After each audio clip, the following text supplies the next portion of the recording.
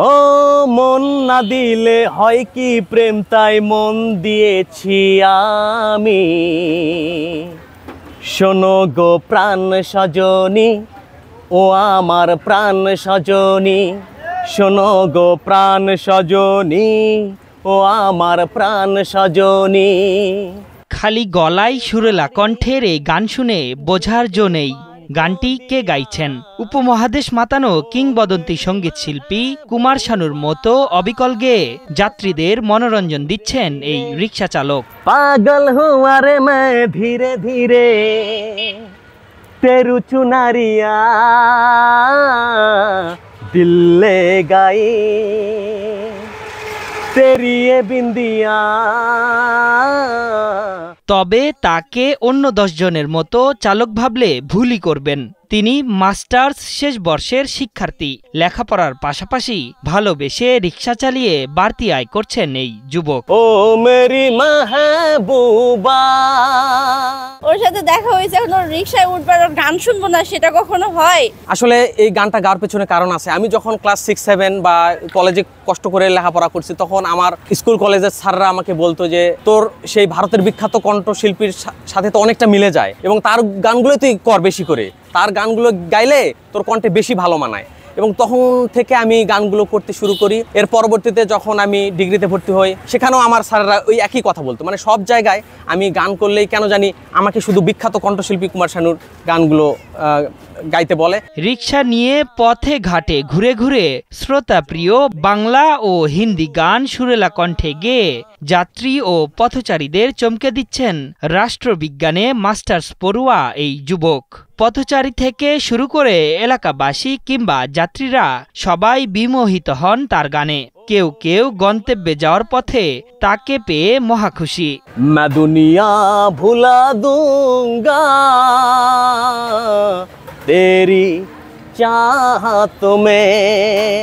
আমার মধ্যে যে একটা সবাই স্বপ্ন বনে দিয়েছে, আমার সব জায়গায়, এখানেও গাজীপুর চৌরাস্তার লোকজনও সবাই আমাকে গান শুনলে এবং আমার যারা ভাই বন্ধু সবাই অত্র এলাকার লোকজন সবাই বলে যে তুমি গান করো, তোমার কণ্ঠে আমরা গান শুনতে চাই। এবং রিক্সা চালানোর পর রিক্সা একটু যখন মানে খুব ক্লান্ত হয়ে যায়, তখন বলে যে মিঠুন একটা গান করো দেখি। তখন আমি ওদেরকে গান শোনাই এবং ওদের নিমিষেই ক্লান্ততা দূর হয়ে যায়। বলে যে অনেক সুন্দর লাগছে, তুমি এভাবে গান করে আমাদেরকে শোনায়ও, তাহলে আমাদের কাছে খুবই ভালো লাগবে। এবং আমি সেটাই করতেছি। হে হে ও হো লা লা লা লা লা।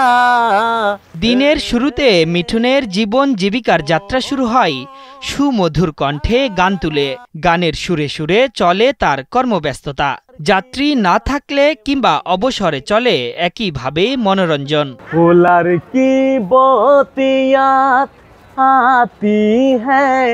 আসলে মিঠুনের রিক্সায় ওঠা মানে শুধু তার গান শোনা। একটা মানুষ যে হুবহু একটা মানুষের কণ্ঠ নকল করে গান করে, সেটা মিঠুনকে না দেখলে বুঝতাম না। আমি সকালে আসলে অফিসে ঢোকার সময় তার গানটা শুনে অনেক ভালো লাগলো।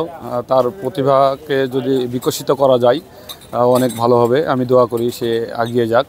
এক কথায় বলতে গেলে incredible and fantastic, melodious, I like it. খালি গলায় প্রথম গান শুনলাম, মনে হচ্ছে যে আমি ভারতের কোনো একটা শিল্পীর গান শুনতেছি। ছোটবেলা থেকে গানের প্রতি আসক্ত মিঠুনের জন্মস্থান নওগাঁ জেলাতে। তবে পেশার তাগিদে তিনি এখন গাজীপুরেই থাকেন। মাঝে বেসরকারি একটি প্রতিষ্ঠানে চাকরিও নিয়েছিলেন, কিন্তু সেখানে নিয়মিত গান গাওয়ার সুযোগ নেই। তাই চাকরি ছেড়ে রিক্সা চালানো শুরু করেছেন। এতেই তিনি আনন্দ পান, এগিয়ে যেতে চান বহুদূর। আমি শিল্পী হওয়ার যোগ্যতা হয়তো আমার মধ্যে নাই, 1%ও নাই। আর কুমার শানুর সেটার যোগ্যতা আমার 1% নাই। কিন্তু এটা সাধারণ মানুষ ভালোবেসে হয়তো আমাকে এটা বলে। আমি বিশ্বাস করি তারা ভালোবেসে হয়তো আমাকে বলে, কিন্তু আমার মধ্যে কোনো 1% যোগ্যতা নাই। আমি সামনে এটাই স্বপ্ন দেখি যে আমি যেন গানটা নিয়ে থাকতে পারি।